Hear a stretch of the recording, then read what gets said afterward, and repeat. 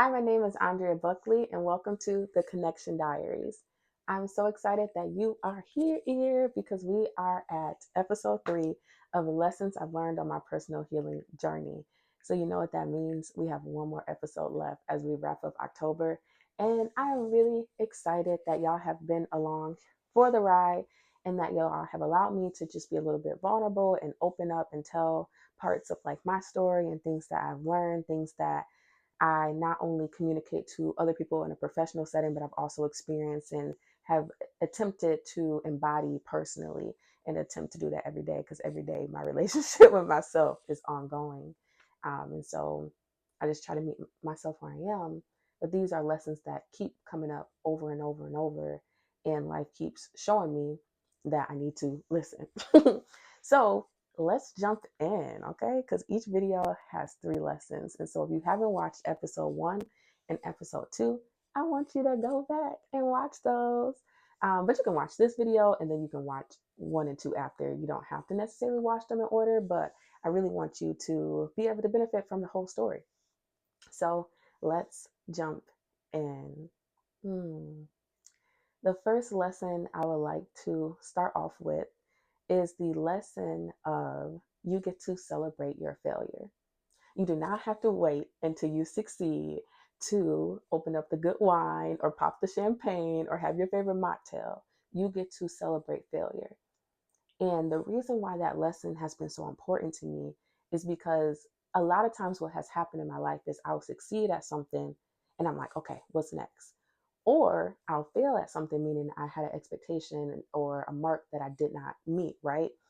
And I'm like beating myself up about it, right? I'm like, okay, we have to go, grind and make this right. Like I'm punishing myself for even having the courage to try to do something that will put me in a position to fail. And so I had to learn, or I'm learning, that I get to celebrate when I fail. I get to say, like, dang, girl, you did it. Like, you put yourself out there. You tried the thing that so many people are afraid to try because of their fear of failure. And failure, a lot of times, showcases that you are dreaming big, that you are doing things that you probably can't do in your capacity alone. It just may mean that you need some support, that you need some assistance, that you need to pivot, that you need to regroup. Or it also could mean that you're finding out what doesn't work for you and what you don't want to do and what doesn't align with who you are. And that's okay. So you get to celebrate failure. A lot of us maybe grew up in hypercritical homes. So when we fail or when someone points out our weaknesses, it could feel like a personal attack, right? But no, we are redefining failure. We're developing growth mindsets, and we're giving ourselves space to say that I get to celebrate myself for showing up. I get to celebrate myself for existing. I get to celebrate myself for trying, and that is okay. I'm taking myself out to dinner just cause. I'm giving myself my favorite snack just cause. I don't have to wait till I reach this big accomplishment or for me to be where I think I should be in life before I celebrate myself. And that to me has been the most transformative lesson because it says, I love you when you succeed, and I love you when you fail, and I love you in the in between. So that's the first lesson. The second lesson is grieve. That has been a very, very important lesson. A lot of times, what happens is we hold on to relationships, environments, jobs. I would say I've held on to relationships, environments, and jobs, friendships that do not serve me because of my resistance to grief.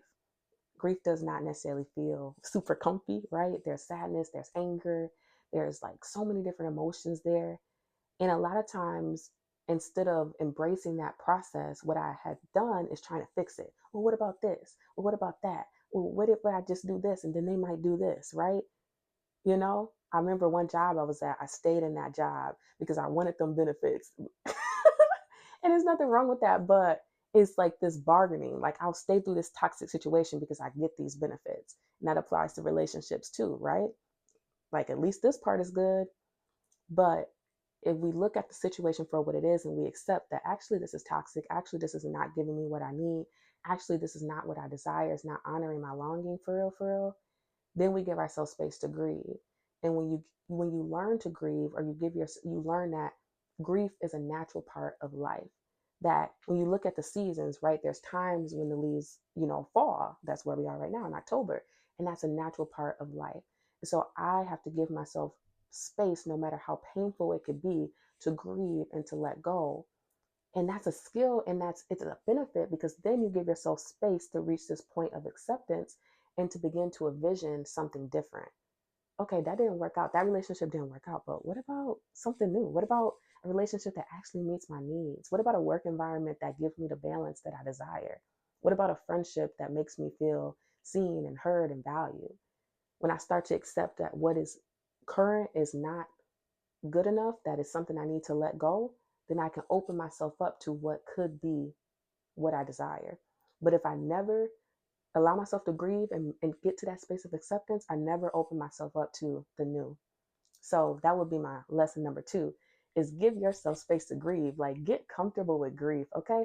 Life is about gratitude and grief. I always wanted to create a gratitude and grief journal, because there's a lot of gratitude journals out there, but every day I'm grieving something. Whether it be, you could think about the death of people that you love, you can, that could be a physical death, or you can just think about, you know, people that maybe are still alive but are no longer a part of your life. You could think about experiences. You could think about transitions in life. You could think about aspects of your identity that you're going through, that you're grieving. Give yourself space to grieve. And as you grieve, it will radically transform your life, which is so funny to say, because I'm not going to pretend like it's just this comfortable feeling. But again, it's a human thing. And when you give yourself space to do it, you give yourself space to also open up to what it is that you truly desire, and to new and maybe even better things. So that is the second lesson.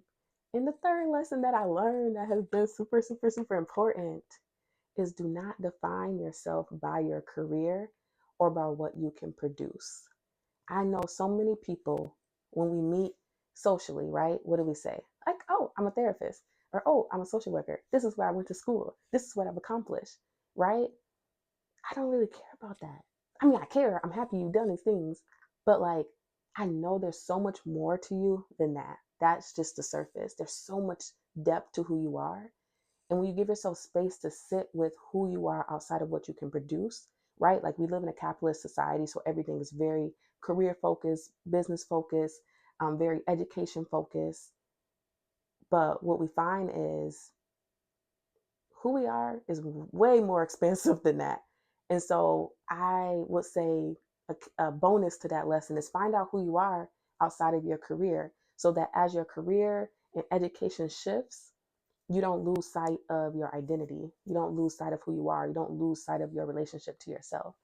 That your relationship to yourself comes first, and then, career and all that kind of stuff. I get it. We have to pay bills. I get it. A lot of our careers are connected to our purposes and our passions and the things we love, but they are not our identity.